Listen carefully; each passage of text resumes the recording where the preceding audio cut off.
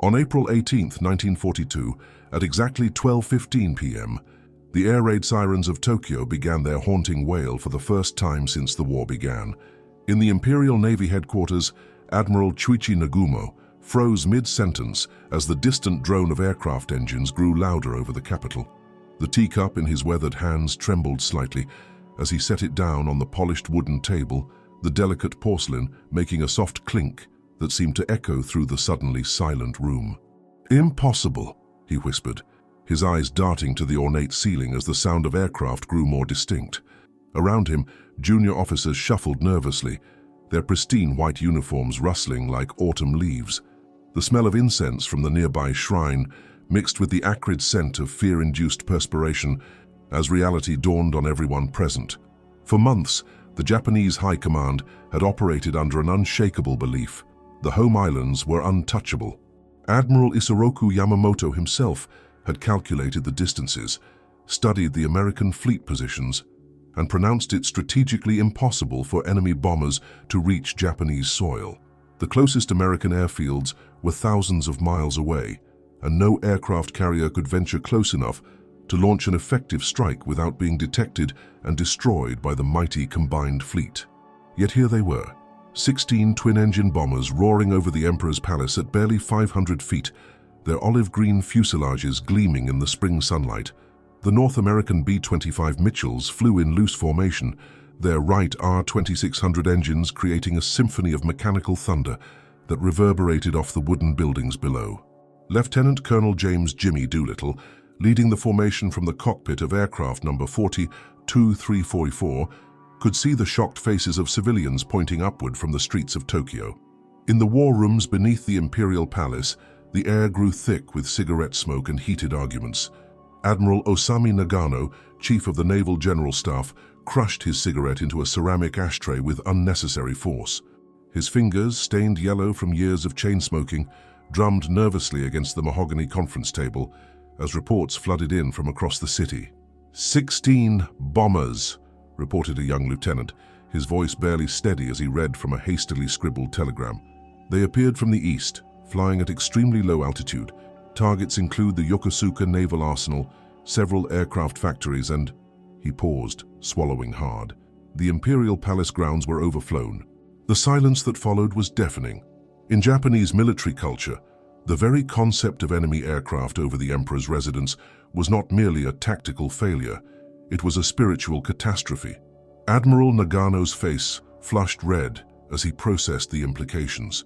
The myth of Japanese invincibility, carefully cultivated since the attack on Pearl Harbor, had been shattered in a single morning by what appeared to be a handful of American bombers. "How?" Admiral Nagumo demanded, his voice rising with each syllable. "Where did they come from? Our radar stations reported nothing. Our patrol aircraft saw nothing. These bombers don't have the range to fly from any American base." Captain Minoru Genda, Yamamoto's brilliant air operations officer, studied the preliminary reports with the methodical precision that had made him legendary. His horn-rimmed glasses reflected the harsh electric lights as he traced flight paths on a large maritime chart spread across the table. The mathematics were simple, yet impossible. No land-based bomber could reach Tokyo from any known American airfield, and no aircraft carrier could approach close enough without being detected. "Sir," Genda said finally, his voice barely above a whisper, "I believe they launched from a carrier, but the range requirements would mean..." He paused, double-checking his calculations on a slide rule. "They would need to launch at least 650 nautical miles from our coast. No one has ever attempted launching heavy bombers from a carrier deck at such distance." The room erupted in skeptical murmurs. Launching twin-engine bombers from an aircraft carrier was theoretically possible, but the risks were astronomical. The B-25 Mitchell was never designed for carrier operations. It was too heavy, too wide, and required too much runway for takeoff. Yet somehow, the Americans had accomplished what Japanese experts had deemed impossible. As the afternoon wore on, more reports trickled in from across the home islands. The bombers had struck not only Tokyo, but also Yokohama, Nagoya, and Kobe before disappearing toward the Chinese mainland. The physical damage was minimal.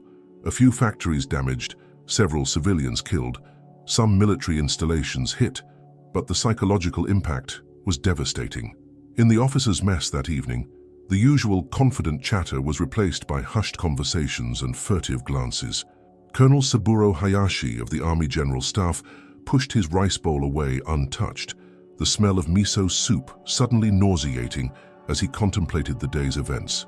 Through the mess hall windows, he could see searchlights sweeping the darkening sky, their beams creating an eerie dance of light and shadow across the wooden buildings.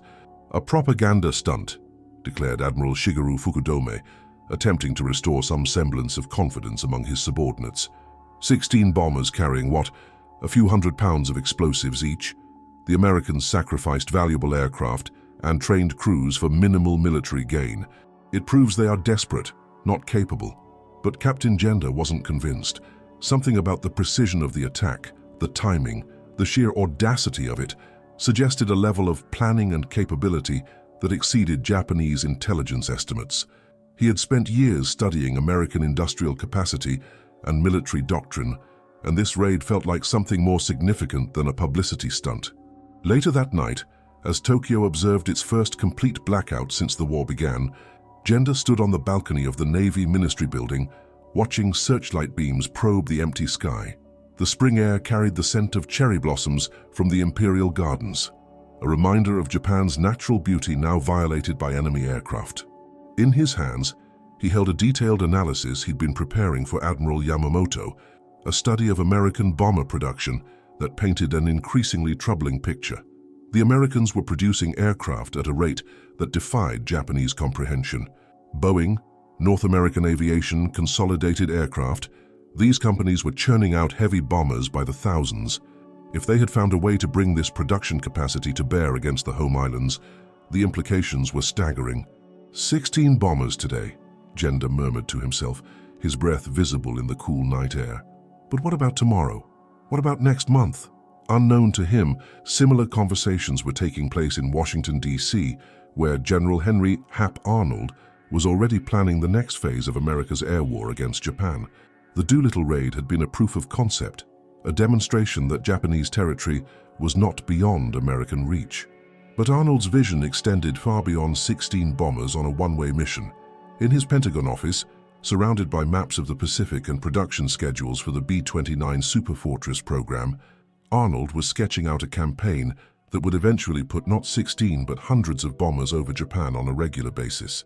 The infrastructure was already being built: new air bases in India and China, advanced radar systems, and most importantly, the revolutionary B-29 bomber that could carry more ordnance farther than anything in existence. Back in Tokyo, as Admiral Nagano finally retired to his quarters in the early hours of April 19th, he paused to look at a photograph on his desk. His son, a fighter pilot stationed on Rabaul. The young man's confident smile seemed to mock the day's events. How could he explain to his son that the Empire's defensive perimeter, once considered impenetrable, had been pierced by a handful of American bombers? The implications of the Doolittle raid would ripple through Japanese strategic thinking for months to come. Plans would be altered, resources diverted, and most significantly, Admiral Yamamoto would accelerate his plans for the Midway operation, hoping to destroy the American carriers before they could launch more such raids. But in the darkness of that April night, none of the Japanese leadership could imagine the true scope of what was coming. The Doolittle raid had been conducted with 16 bombers carrying 2,000 pounds of ordnance each. Within 2 years, American planners would be discussing raids involving 1,000 bombers, each carrying 10 times the payload of Doolittle's Mitchells. The age of strategic bombing had arrived in the Pacific, and Japan's long period of immunity from air attack was about to end forever. 6 months after the Doolittle raid, in the bombed-out ruins of the Mitsubishi Aircraft Works in Nagoya, engineer Kenzo Matsumura knelt among twisted metal debris, his white laboratory coat stained with soot and hydraulic fluid. The October morning air carried the acrid smell of burned aluminum and rubber as he examined what remained of the Zero fighter production line that had been the pride of Japanese aviation. The raid had come at dawn, not 16 bombers this time, but 37 B-25 Mitchells flying from newly constructed airfields in China. They had struck with surgical precision, destroying 3 months' worth of aircraft production in 15 minutes. Matsumura's hands shook as he picked up a fragment of propeller blade, the metal still warm from the fires that had raged through the night. "This cannot continue," he whispered to his assistant, Hiroshi Tanaka, who was photographing the damage with a German Leica camera. "They are systematically destroying our ability to build fighters." The frequency of American air raids had increased dramatically since the summer of 1942. What Japanese commanders had initially dismissed as isolated propaganda stunts had evolved into a coordinated campaign of industrial destruction. The Americans were learning, adapting, and most terrifyingly, scaling up their operations with each passing month. In the underground command bunker beneath Tokyo, Admiral Nagano studied intelligence reports that painted an increasingly grim picture of American capabilities. The walls of the bunker, reinforced with steel and concrete after the April raid, seemed to press in on him as he reviewed aerial photographs taken by long-range reconnaissance aircraft over China and India. "Look at this," he said to Admiral Nagumo, pointing to a photograph of Chengdu airfield. The black and white image showed row upon row of B-29 super fortresses, their massive wings spanning 141 feet each. "Our pilots count at least 200 of these new bombers at this single base. Intelligence suggests there are 5 more bases under construction." Nagumo leaned closer, his reading glasses reflecting the harsh electric lights. The B-29 was unlike anything in the Japanese arsenal, a pressurized high-altitude bomber capable of carrying 10 tons of ordnance over distances that would bring every major Japanese city within range. Unlike the B-25s used in the Doolittle raid, these aircraft were specifically designed for strategic bombing. "Their production capacity is staggering," reported Captain Gender, entering the bunker with an armload of decoded American radio intercepts. "Our agents in neutral countries report that Boeing alone is producing 25 B-29s per month, with production scheduled to increase to 100 per month by early 1944. The numbers were difficult to comprehend. Japanese aircraft production, even at peak efficiency, could barely match the output of a single American factory.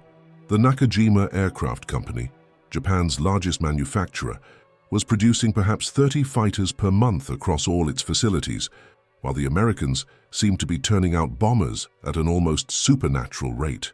In the officers' quarters above the command bunker, Major Kenji Hayashi of the Army Air Force sat at his writing desk, composing a letter to his wife in Osaka. The rice paper crackled under his brush as he carefully painted the characters, but the traditional ceremony of letter writing brought no peace this evening. Through his window, he could see the searchlights already beginning their nightly vigil, sweeping the sky for bombers that seemed to appear with increasing regularity. "My beloved Akiko," he wrote, pausing to dip his brush in the inkstone. "The Americans have developed a terrible efficiency in their attacks. Each raid is larger than the last, more precise, more devastating. I fear we have awakened something that we do not fully understand." Hayashi had flown combat missions over China and knew the capabilities of American pilots firsthand. What disturbed him wasn't just their improving tactics, but their apparent limitless supply of aircraft and crews. Japanese pilots were irreplaceable veterans with hundreds of hours of training, but American aircrews seemed to appear in endless waves, each group as well trained as the last. The transformation in American bombing strategy was evident in the raid patterns.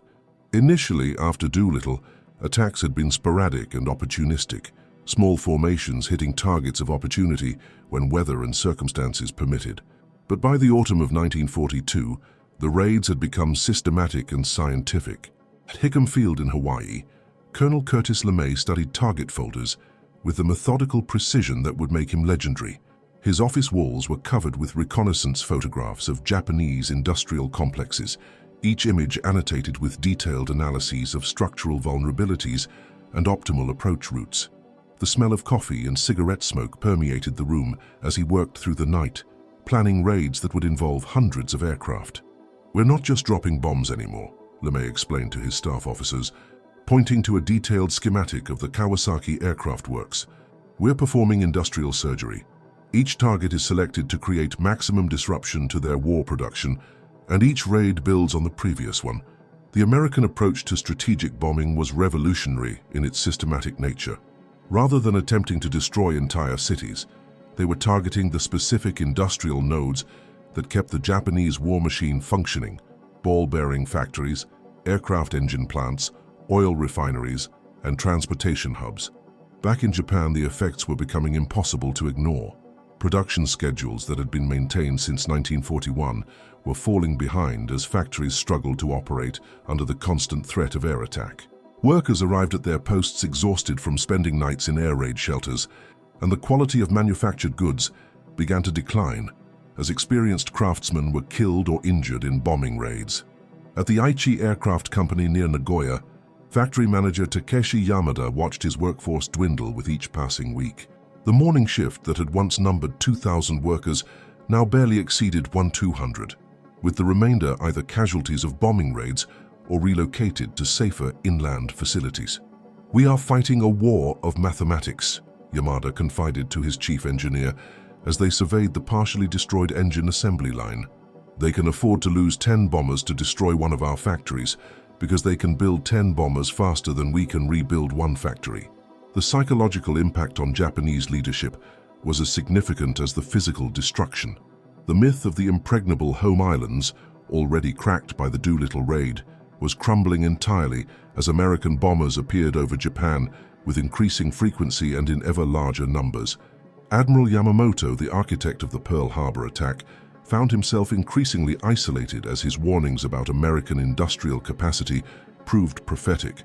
In his private quarters aboard the battleship Yamato, anchored in Truk Lagoon, he composed a letter to Navy Minister Shigetaro Shimada that he would never send.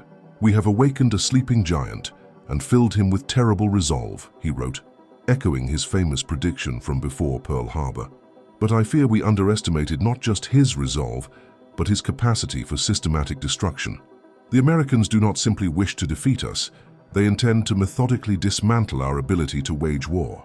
The letter remained unfinished on his desk as reports arrived of yet another bombing raid, this time involving 54 B-25s that had struck aircraft factories across the Kansai region. The attacks were coming so frequently now that they were beginning to blend together in the minds of Japanese commanders, a continuous drumbeat of destruction that showed no signs of abating. In Washington, General Arnold reviewed production schedules that would have seemed impossible just 2 years earlier. American aircraft factories were operating around the clock, turning out bombers at a rate that exceeded the wildest predictions of pre-war planners.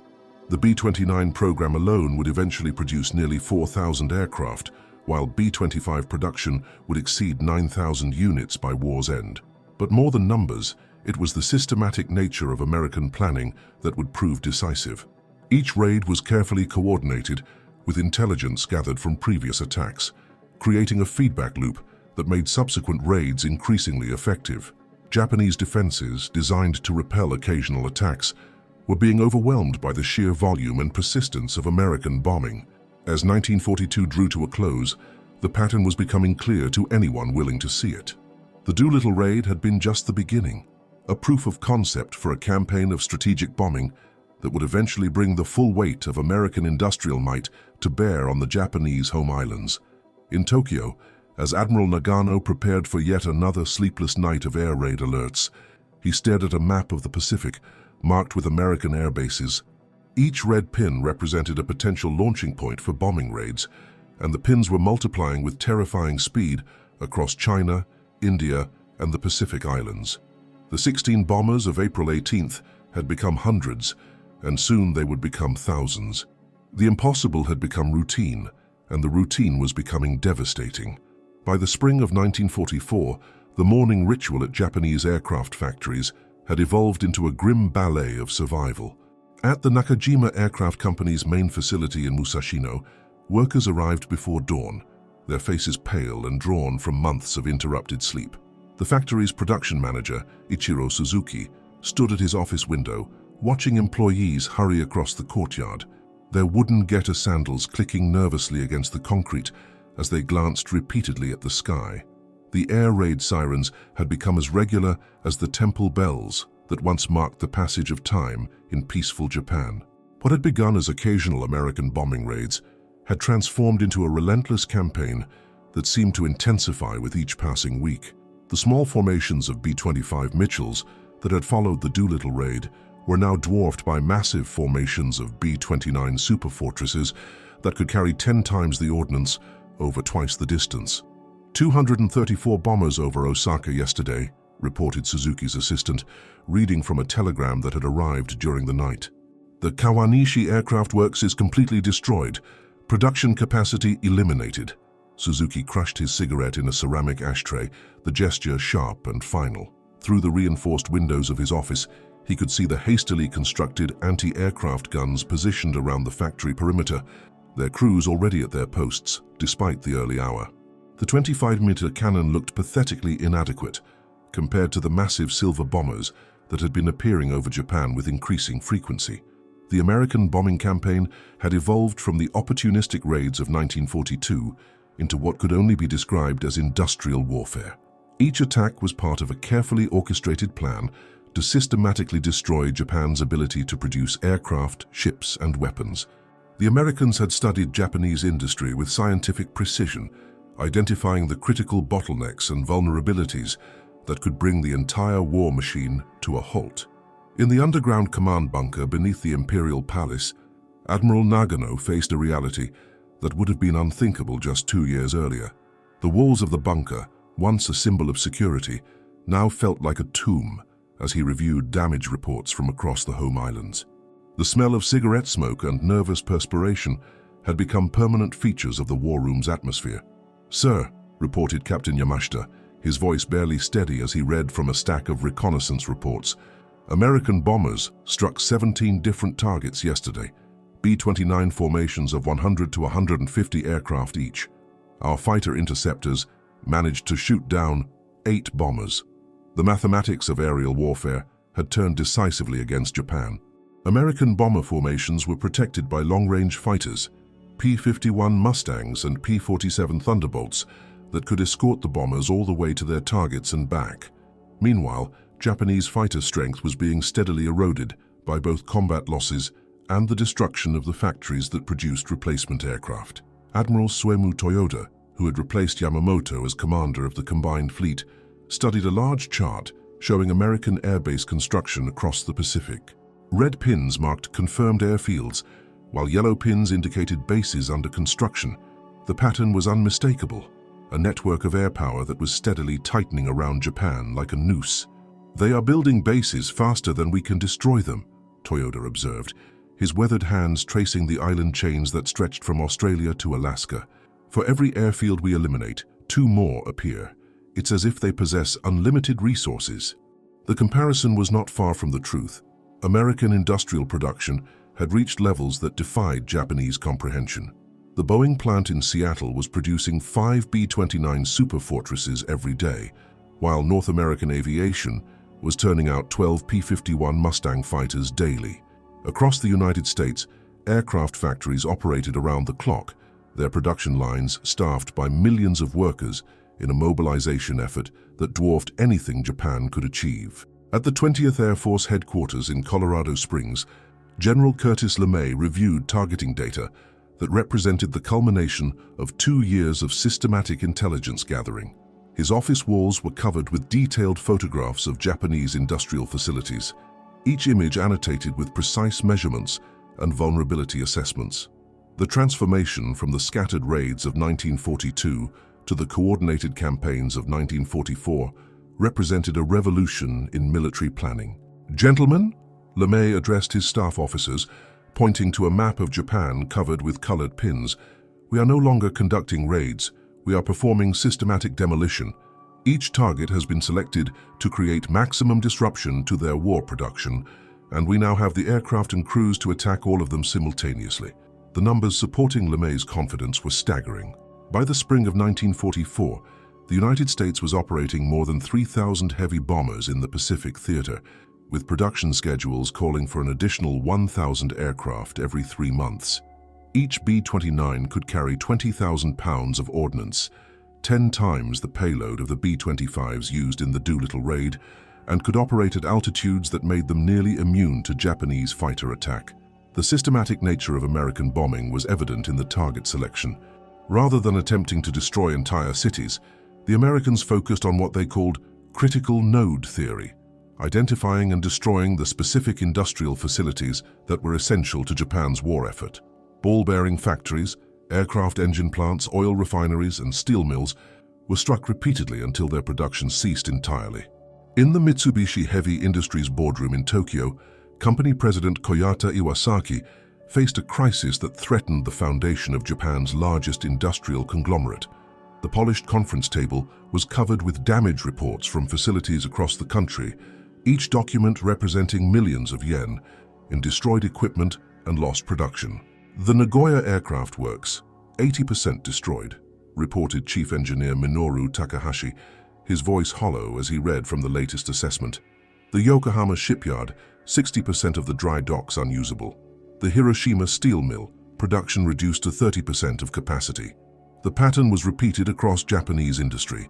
Facilities that had operated continuously since the 1920s were being systematically destroyed by American bombers that appeared with clockwork regularity. What made the situation particularly devastating was the precision of the attacks. Rather than random destruction, the Americans were surgically removing the most critical components of each facility. Japanese attempts at dispersal and camouflage proved increasingly futile against American reconnaissance capabilities. High-altitude photography aircraft, escorted by long-range fighters, systematically mapped every industrial facility in Japan. Underground factories and camouflage production lines were identified and targeted within days of completion. At the Kawanishi Aircraft Company's hidden facility in the mountains of Kyushu, factory manager Taro Miyamoto watched helplessly as B-29s destroyed 3 months' worth of work in 15 minutes. The factory had been carved into a hillside and covered with artificial vegetation, but American bombers found it nonetheless and obliterated the entrance with precision bombing that spoke to intelligence gathering of almost supernatural accuracy. "They know everything," Miyamoto confided to his chief foreman as they surveyed the smoking ruins. "Every facility, every production line, every shipment. It's as if they have observers inside our own planning meetings." The psychological impact on Japanese leadership was becoming as significant as the physical destruction. Men who had once spoken confidently of ultimate victory now struggled to maintain morale in the face of relentless American air power. The myth of Japanese spiritual superiority was being shattered by the mathematical precision of American industrial warfare. In his private study in Kamakura, former Prime Minister Fumimaro Konoe composed a letter to Emperor Hirohito that would never be sent. The traditional rice paper absorbed his careful brushstrokes as he struggled to find words for Japan's deteriorating situation. "Your Majesty," he wrote, pausing to contemplate the weight of his words, "the Americans have demonstrated a capacity for systematic destruction that exceeds our ability to repair or replace what is lost. Each day brings new evidence that we have underestimated not just their resolve, but their ability to translate industrial strength into military power." The letter remained unfinished as air raid sirens began their familiar wail across the Tokyo metropolitan area.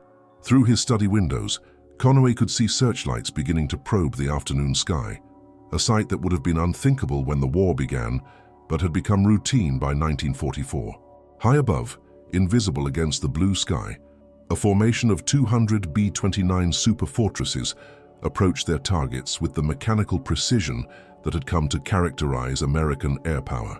Each aircraft carried 20 500-pound bombs, representing more destructive power than the entire Doolittle raid, concentrated in a single formation. The impossible had become inevitable, and the inevitable was becoming overwhelming. What Japanese admirals had once dismissed as propaganda stunts were now daily reminders that American industrial might could reach into the heart of the Japanese Empire with impunity. The storm that had been gathering since April 1942 was about to break with unprecedented fury. On March 9, 1945, at precisely 11:47 p.m., the largest air raid in history began its final approach toward Tokyo. Master Sergeant Robert O'Malley, bombardier aboard the B-29, City of Los Angeles, peered through his Norden bomb sight at a scene that defied comprehension.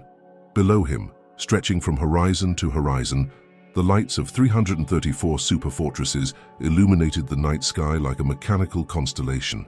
Each aircraft carried 10 tons of incendiary bombs, enough explosive power to obliterate entire city blocks. "Jesus Christ," whispered O'Malley's pilot, Captain James Morrison, as he struggled to maintain formation in the turbulent air created by hundreds of aircraft engines. "Look at the size of this formation. It's like the whole damned Air Force is up here tonight." The scale of the raid would have been unimaginable to the Japanese admirals who had once scoffed at the Doolittle raid's 16 bombers.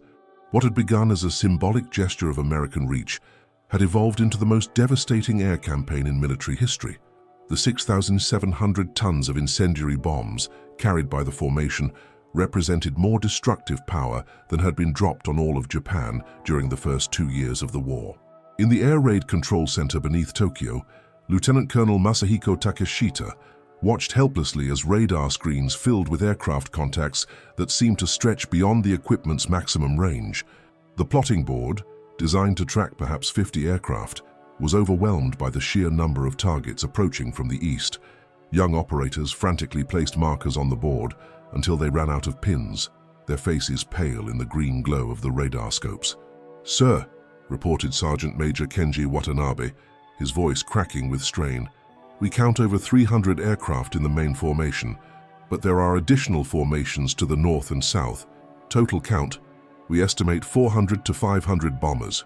The numbers were beyond the capacity of Japanese air defenses to counter. Tokyo's fighter squadrons could muster perhaps 30 operational aircraft, while anti-aircraft batteries had been depleted by months of constant attacks. The mathematical impossibility that had once protected the home islands had been replaced by a mathematical certainty of destruction. Admiral Nagano, now aged beyond his years by 3 years of constant crisis, stood in the Imperial Navy headquarters as reports flooded in from across the city. The building's reinforced windows rattled as the first waves of B-29s passed overhead at 7,000 feet, so low that the sound of their engines was deafening even through the concrete and steel of the bunker complex. "They're not targeting military installations," reported Captain Yamashita, studying the initial bomb fall patterns on a large map of Tokyo. "The attack appears focused on residential and commercial districts, high-density population areas." The American strategy had evolved from precision attacks on military targets to area bombing designed to destroy Japan's capacity to wage war by eliminating the civilian workforce that supported military production. General Curtis LeMay had calculated that Japan's dispersed industrial system could only be effectively targeted by destroying the urban areas where workers lived and small-scale manufacturing took place. At 12:15 a.m. on March 10th, the first incendiary bombs began falling on Tokyo's Shitamachi district. The M69 cluster bombs split open at 2,000 feet, scattering hundreds of smaller incendiary devices that ignited everything they touched. Within minutes, fires were burning across 16 square miles of the most densely populated city in the world. Hiroshi Funabashi, a 40-year-old factory worker living in Asakusa, was awakened by the sound that had become all too familiar, the drone of American bombers overhead. But tonight was different. The sound seemed to fill the entire sky, a mechanical thunder that made the wooden walls of his house vibrate like a struck drum. Through his paper windows, he could see the night sky lit by hundreds of aircraft navigation lights. "Michiko," he called to his wife, shaking her gently awake. "We must get to the shelter. This one sounds different, much larger than before." As the Funabashi family hurried toward the neighborhood air raid shelter, carrying their emergency bundles and their youngest child, the sky above Tokyo began to rain fire. The incendiary bombs created a hellscape that exceeded the imagination of even the most pessimistic Japanese planners. Temperatures in the fire zone reached 1,800 degrees Fahrenheit, hot enough to melt the bronze temple bells that had called Tokyoites to prayer for centuries. The systematic nature of the American attack was evident in the bombing pattern. Rather than random destruction, the aircraft followed carefully planned routes that created overlapping fire zones, preventing firefighters from containing the blazes. Strong winds from the west spread the fires eastward, turning individual building fires into a massive firestorm that consumed everything in its path. At the Tokyo Fire Department headquarters, Chief Oze Akira faced a catastrophe that exceeded every contingency plan. The department's 1,200 firefighters and 300 pieces of equipment were designed to handle normal urban fires, not the incendiary bombing of an entire metropolitan area. Radio reports from across the city painted a picture of complete devastation. "Asakusa district, completely engulfed," reported Battalion Chief Yamamoto over the crackling radio. "Honjo district, fires out of control, requesting immediate assistance, but the roads are blocked by debris and refugees." All units report similar conditions, Akira responded, his voice hollow as he studied a map of Tokyo marked with fire reports. Red pins covered nearly a quarter of the metropolitan area, and more were being added every minute. We don't have enough equipment to fight fires in even one district, let alone 15. Above the burning city, B-29 crews witnessed destruction on a scale that few had imagined possible. Staff Sergeant William Thompson, tail gunner aboard Boxcar, watched Tokyo burn from his position 8,000 feet above the inferno. The fires created their own weather system, with updrafts so violent that bombers were lifted hundreds of feet above their assigned altitudes. "I can read my newspaper by the light of the fires," Thompson later wrote in his diary. "The whole city looks like the inside of a blast furnace. You can see individual buildings collapsing from up here, just folding in on themselves like cardboard boxes." The human cost of the raid was staggering. In the Sumida district, where narrow streets and wooden buildings created a perfect environment for fire spread, thousands of residents found themselves trapped by walls of flame that moved faster than people could run. The Sumida River, traditionally a source of water for fighting fires, became a death trap as desperate civilians jumped into the water to escape the heat, only to be boiled alive by the superheated air above the river's surface. Kimiko Hashimoto, a nurse at Tokyo Imperial University Hospital, worked through the night treating burn victims in conditions that would have challenged hospitals in peacetime, let alone during the largest air raid in history. The hospital's emergency ward, designed for perhaps 50 patients, was overwhelmed by more than 500 burn victims by dawn. "We ran out of bandages before midnight," she later recalled. "We ran out of morphine by 2 a.m. After that, we could only try to make people comfortable as they died." The smell, and I will never forget the smell of that night. By dawn on March 10th, the statistics of destruction read like something from an apocalyptic nightmare. 16 square miles of Tokyo had been completely destroyed, an area larger than the entire city of San Francisco. More than 100,000 people were dead or missing, making it the single deadliest air raid of World War II. 1 million residents were homeless, wandering through the smoking ruins with whatever possessions they could carry. At the American Air Base in Guam, General LeMay reviewed preliminary damage assessments with the satisfaction of a successful industrial operation.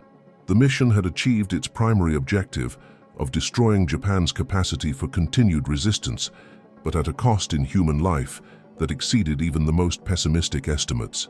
"Gentlemen," LeMay addressed his staff officers as they studied reconnaissance photographs of the devastated city, "this is what happens when a modern industrial nation applies its full resources to warfare. What took London months to endure, we delivered to Tokyo in 6 hours." The contrast with the Doolittle raid could not have been more stark.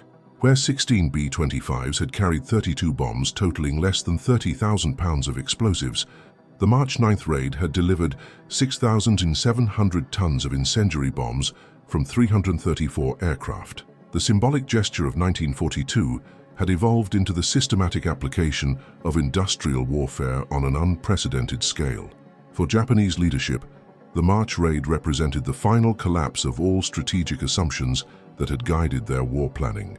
In the bunkers beneath the Imperial Palace, Admiral Nagano faced reports that read like the end of civilization itself. The city that had been the heart of the Japanese Empire for 3 centuries was now a smoking wasteland of twisted metal and ash. "The Americans have achieved what no enemy in our history has accomplished," Nagano confided to his aide as they reviewed casualty reports in the early morning hours. "They have brought total war to our homeland, and they possess the industrial capacity to repeat this destruction across every major city in Japan." The psychological impact extended far beyond Tokyo. In Osaka, Nagoya, Kobe, and Yokohama, civilians who had once felt protected by distance and geography now understood that nowhere in Japan was beyond American reach. Factory workers arrived at their posts to find evacuation notices posted on bulletin boards, as the government began the impossible task of dispersing industrial production to avoid further devastation. At the Kawasaki Aircraft Works in Akashi, plant manager Saburo Ishida gathered his remaining workforce in the main assembly hall. The cavernous space, which had once housed the production line for Kai-61 fighters, was now filled with wooden crates containing machine tools being prepared for evacuation to mountain caves. The smell of packing straw and machine oil mingled with the ever-present odor of smoke that drifted from the direction of Tokyo.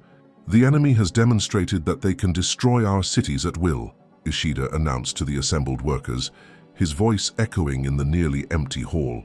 "We must now operate under the assumption that every day may bring an attack of unprecedented scale. Production will continue, but from dispersed locations that cannot be easily targeted." The strategy of industrial dispersal, once a theoretical contingency, had become Japan's only hope for maintaining any war production capability. Small workshops were established in rural areas, with individual families taking responsibility for manufacturing single components of complex weapons systems. A fighter aircraft that had once been assembled in a single factory now required coordination between hundreds of cottage industries scattered across the mountainous interior. But even as Japanese planners struggled to adapt to the new reality of strategic bombing, American air power continued to intensify. The March 9th raid on Tokyo was followed by equally devastating attacks on other major cities. Osaka was struck by 300 B-29s on March 13th, Nagoya by 350 bombers on March 19th, and Kobe by 280 aircraft on March 16th. Each raid followed the same pattern: massive formations of super fortresses delivering thousands of tons of incendiary bombs with scientific precision. By May 1945, the scale of American bombing operations had reached levels that defied comprehension.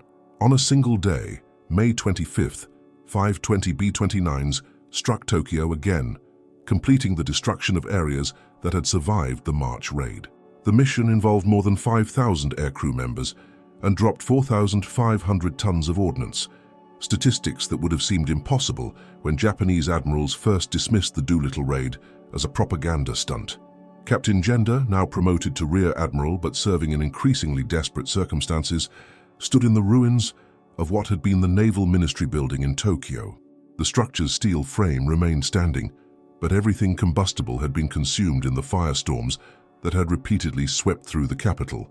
Through the empty window frames, he could see Tokyo Bay, where American ships were beginning to appear on the horizon. "We calculated that they could not sustain such operations," Genda mused to his aide, Lieutenant Commander Sato, as they surveyed the devastated cityscape. "We believed that no nation could dedicate such resources to purely destructive ends. We were wrong on every assumption." The transformation of American air power from the 16 bombers of April 1942 to the 1,000-plane raids of 1945 represented more than just industrial scaling. It demonstrated a fundamental shift in warfare itself. The Doolittle raid had been conducted by elite volunteers, flying aircraft borrowed from Army Air Force's training squadrons. By 1945, the United States was operating a strategic bombing force larger than the entire air forces of most nations. At Boeing Field in Seattle, the production statistics that had once seemed optimistic now appeared conservative. The plant was completing 6 B-29 superfortresses every day, with a workforce that operated in 3 shifts around the clock. Similar production rates were being achieved at facilities in Kansas, Georgia, and Nebraska, creating an industrial output that exceeded Japanese aircraft production by a factor of more than 50 to 1. The human cost of this industrial warfare was unprecedented in military history. Japanese casualties from strategic bombing exceeded 400,000 killed and more than 1 million wounded by the summer of 1945. Entire urban areas that had housed millions of people were reduced to acres of ash and twisted metal. The social fabric of Japanese society, built around closely knit urban communities, was being systematically destroyed from the air. In the countryside around Mount Fuji, where the government had established emergency command facilities, Emperor Hirohito received daily briefings that painted an increasingly hopeless picture. The man who had once been assured that American forces could never threaten the home islands now faced reports of bombing raids involving more aircraft than Japan could field in its entire air force. "Your Majesty," reported Lord Keeper of the Privy Seal Koichi Kido. During the morning briefing on June 15th, American reconnaissance aircraft are photographing potential targets faster than our intelligence services can catalogue them. They appear to possess detailed knowledge of every significant structure in the Japanese islands. The systematic nature of American target selection had evolved to include even medium-sized cities that had previously been considered too small to warrant attack. Toyama, Fukui, Hitachi, Cities that few Americans could have located on a map in 1942 were now being destroyed by formations of 100 to 200 B-29s as part of what American planners called the Urban Area Campaign. The final irony was not lost on surviving Japanese naval officers who had witnessed the entire transformation. Admiral Nagumo, the man who had first declared the Doolittle raid impossible, lived to see American bombers operating from bases within sight of the Japanese coast. The Okinawa campaign had provided the Americans with airfields just 350 miles from Kyushu, making strategic bombing as routine as coastal patrol flights had once been. On the morning of August 6, 1945, as the B-29 Enola Gay approached Hiroshima, carrying a single bomb more powerful than all the ordnance dropped in the March 9th Tokyo raid, the transformation was complete. What had begun with 16 bombers carrying conventional explosives had culminated in single aircraft capable of destroying entire cities with atomic weapons. The impossible had become inevitable, the symbolic had become systematic, and the propaganda stunt had evolved into the most devastating military campaign in human history. Japanese admirals who had once scoffed at American industrial capacity now faced the reality that their enemy possessed not just the ability to reach Japan, but the resources to destroy it entirely. As the war drew to its close, the lesson was clear. In modern industrial warfare, production capacity was as decisive as tactical brilliance, and the nation that could build aircraft faster than its enemy could destroy them would ultimately control the skies. The 16 bombers of April 18, 1942, had been merely the first droplets of a storm that would eventually blacken the sky over Japan, with thousands of aircraft carrying unprecedented destruction. If you found this incredible story of how American air power evolved from impossible to inevitable fascinating, please hit that like button and subscribe to our channel. It truly helps us bring you more amazing untold stories from World War II. We dive deep into the forgotten chapters of history that shaped our world, from daring raids that seemed impossible to industrial campaigns that changed the nature of warfare forever. Your support allows us to research these incredible stories and share them with fellow history enthusiasts like yourself. What did you think of this transformation from 16 bombers to 1,000-plane raids? Did you know that the Doolittle raid was just the beginning of America's strategic bombing campaign? And here's something to consider. If Japanese admirals had understood American industrial capacity from the beginning, how might they have planned their strategy differently? Share your thoughts in the comments below. We love hearing your insights and questions about these pivotal moments in history.